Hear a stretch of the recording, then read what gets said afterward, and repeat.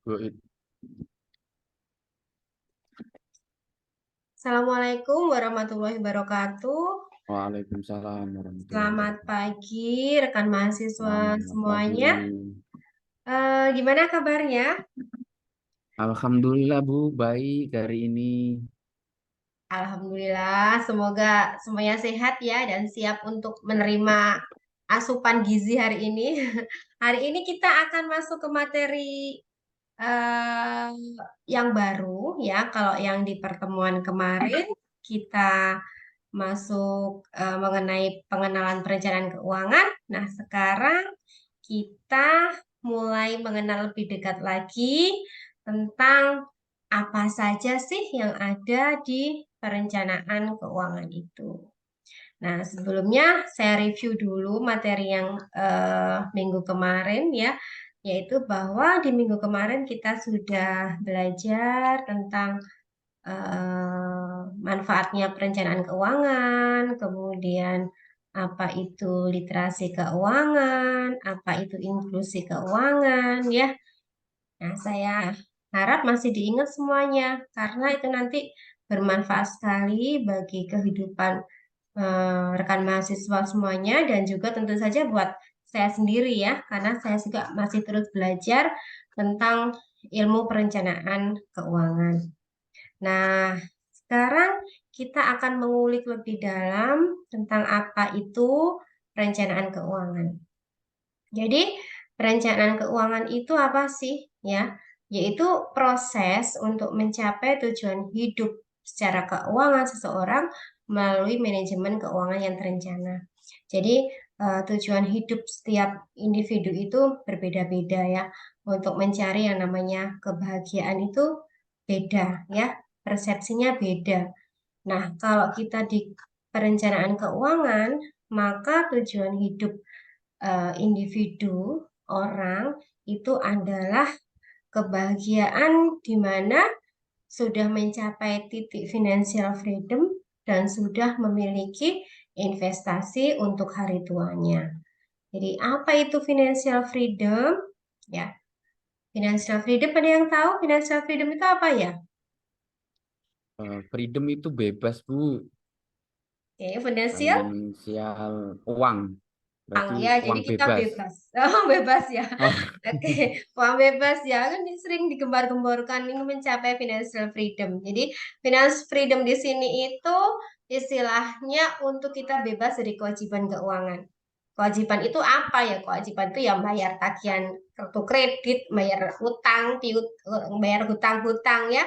Itu yang disebut dengan kewajiban. Jadi kalau sudah mencapai yang namanya financial freedom berarti kita sudah terbebas dari tanggung jawab membayar kewajiban hutang, yaitu yang financial freedom. Plus nanti kita harus punya aset atau investasi untuk hari tuanya. Kemudian kalau menurut OJK sendiri, perencanaan keuangan itu adalah seni pengelolaan keuangan yang dilakukan oleh individu atau keluarga untuk mencapai tujuan yang efektif, efisien, dan bermanfaat sehingga menjadi keluarga yang sejahtera. Jadi tujuan akhirnya itu sama ya, sejahtera. Ya, makanya eh, di masa lalu perencanaan keuangan itu disebut dengan wealth management, di mana kita mencapai titik kenyamanan dalam hidup, bebas kewajiban, dan punya investasi yang menghasilkan. Nah, sekarang kita masuk ke siklus keuangan keluarga. Nah, ini bisa diasumsikan ke diri kita sendiri, individu, di mana di sini dimulai dari usia 20 tahun, itu diasumsikan udah kerja ya di usia 20 tahun, kemudian akan beranjak masuk ke pernikahan ya. Pasti semua orang pengen kan nikah ya. Setelah nikah punya anak ya. Karir terus menanjak ya, menanjak di sini dia nih ya, karirnya terus meningkat, pendapatannya juga semakin meningkat, ya kan?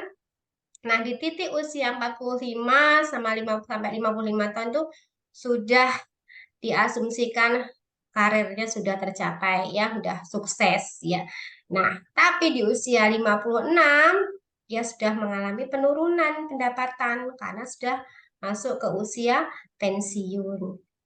Gimana caranya kita supaya waktu pensiun itu kita bisa happy ya, bisa bahagia, bisa nyaman?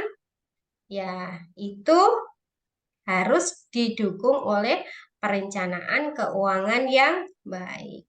Dari sini ada yang ditanyakan? Ada Bu.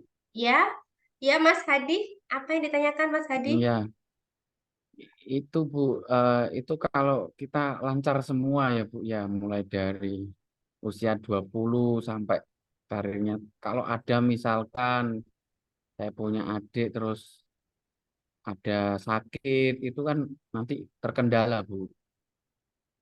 Itu Iya. bagaimana menanganinya Bu? Bagaimana menanganinya? Ya, kalau kita lancar ya, Mas Hadinya lancar. Berarti kalau lancar kan pasti Hmm, sudah punya investasi ya, punya iya, investasi. Nah, kemudian eh, biasanya orang yang sudah berkecukupan, dia sudah punya yang namanya asuransi, ya, bisa asuransi kesehatan, asuransi pendidikan. Kalau di Indonesia ada juga asuransi yang milik pemerintah namanya BPJS, ya, itu bisa dipergunakan ya. Kalau misalnya adiknya eh apa itu sakit bisa menggunakan yang BPJS atau juga kalau ingin memilih rumah sakit yang bagus bisa dimasukkan ke dalam asuransi yang swasta ya, bukan yang pemerintah begitu. Jadi kalau misalnya lancar, alhamdulillah, insya Allah bisa investasi, punya tabungan. Nah, tabungan itu bisa dimanfaatkan untuk pengeluaran yang tidak terduga, salah satunya untuk kebutuhan ketika sakit. Ya, ada lagi? Udah ya? Udah cukup untuk materi udah kali Ibu. ini? Ya, nanti jangan lupa ada penugasan membuat resume rangkuman harus ditulis tangan untuk materi ini. Kemudian nanti ketua kelas akan membuat link pengumpulannya. Silakan dikumpulkan di situ paling lambat nanti malam jam 12 malam ya. Demikian perkuliahan kita hari ini. Mohon maaf kalau saya ada salah hilaf. Semoga ilmu yang kita pelajari hari ini bermanfaat untuk kita semuanya. Wassalamualaikum warahmatullahi wabarakatuh. Selamat siang Waalaikumsalam. semuanya. Selamat siang. Terima kasih Bu Indra. Ya, sama-sama, Mas.